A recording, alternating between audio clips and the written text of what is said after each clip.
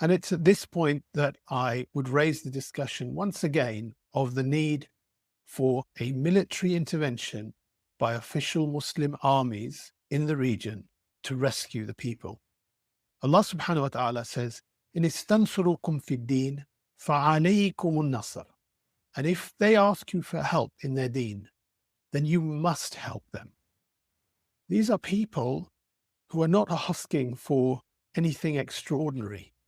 They don't want an army from Egypt or Jordan or Turkey or anywhere else in the Muslim world to come in to kill innocent people, to harm women and children, to murder people, unlike what their occupiers have been doing. They want to be rescued. They want the land that's stolen from them back. They don't want to live under occupation. A state-level military occupation that is slaughtering a civilian population demands a state-level military intervention to rescue those people and replace that occupation with something better, like for 13 centuries under Islamic civilization, which allowed Muslims, Christians, Jews, and others to live side by side in the region in an unparalleled way. The people of Gaza have asked, just as Allah tells us in the Quran, when He says those mustadafin, those people who are oppressed, are asking why they're not rescued. And alladhina yaquluna, those who they say, Rabbana, they implore their Lord, akhrijna min hadhihi al-qaryati zalimi ahluha. Get us out of this situation where the people are oppressive. Waj'al lana min ladunka waliya. And appoint from yourself, Allah, a wali, a protector for us. وَجَعَلْ لَنَا مِنْ لَدُنْكَ نَصِيرًا. And point from yourself, O Allah, a helper. So in this context, the helper and the protector has to be a trained army which is capable of rescuing the people, liberating the land, and providing an alternative system there which gives peace and justice to the region.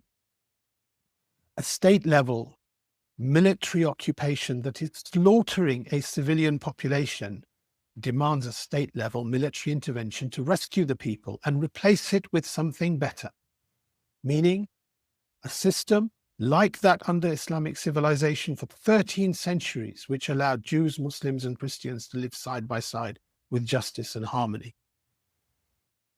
Who is capable of doing that? Well, I tell you, it's no individuals, it's not us talking that can do it, it's no resistance groups even that can do it. It is trained armies of the local countries, the Arab and Muslim armies. You know, Egypt has on paper one of the most powerful armies in the world, with its 1,000 military aircraft, 300,000 troops.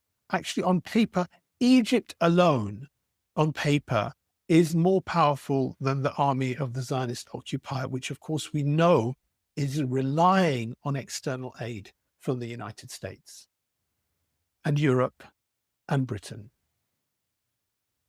People say, when you talk about this, Abdul Wahid, it's not practical. What can one lone voice do? These regimes aren't going to change. Well, maybe I'm a lone voice. Maybe there are other lone voices out there. How does any message or opinion become viral in the world, except that it starts with lone voices? And yeah, maybe with the state of the regimes in the Muslim world, yes, it's an unlikely possibility, but it is definitely the hukum of Allah. It's definitely the Islamic ruling this situation, that such a situation demands military intervention. And to be frank with you, it's a no-brainer when you speak to most people who understand anything about world politics. If there were any situation, any other theater of conflict where a civilian population is being slaughtered in these numbers, driven out of their homes, and plausible genocide and a definite ethnic cleansing, a state-level military occupation like that would demand military intervention. Any other theater of war, it would be a no-brainer. So my view is, it is better for me to be calling for what is right, what is actually a solution to rescue the people and to bring an alternative which is just for people in the region, for all people in the region, indeed. And better for that than 1,000 other messages which actually don't solve this problem. I say it again, I say it unashamedly, that such a state-level military massacre by an occupying power on a civilian population needs a state-level military response.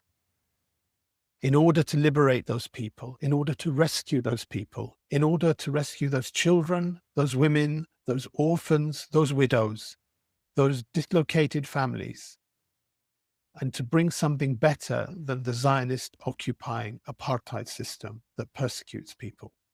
Allah subhanahu wa ta'ala says, in istansurukum fi din, fa'alaykum al-nasr, and if they ask you for help in their deen, then you must help them. You must help them. And I pray that you can share this message if you agree with it, and you try and make this message spread as far and wide as possible. Walhamdulillahi Rabbil Alamin.